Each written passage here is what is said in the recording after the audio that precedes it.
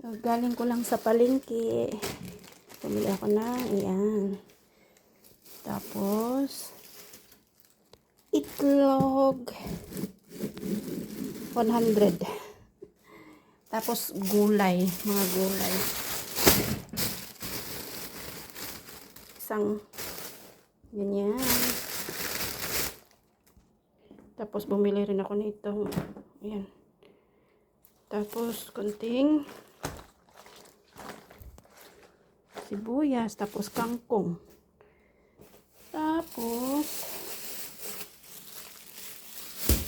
uy, ang laglag. Bumili ako ng bigas na 300, halagang 300. Kasi ito yung kinakain namin eh. Yung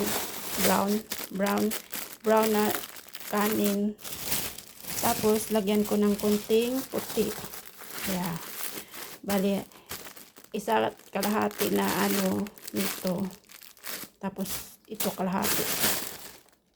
Yan yung nabili ko sa halagang 500.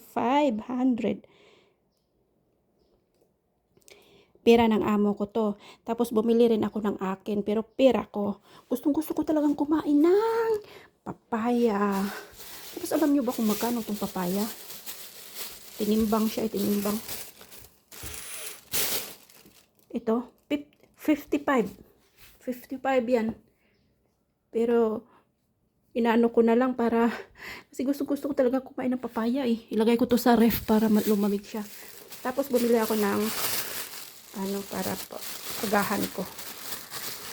Breakfast to. Bumili ako ng supa.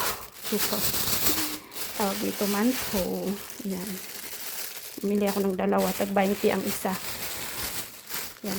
Ito yung pera ko ha. Sarili ko tong pera. Yan. 55, 20, 20. 50. So, 95 lahat. Yung nagastos ko sa pera ko lang. Tapos, ito yung sa amo ko. Tapos, yan yung, pag namalingki ako, yan yung gamit ko. Yan. Yan. Yan lang. Ang init-init. Babush.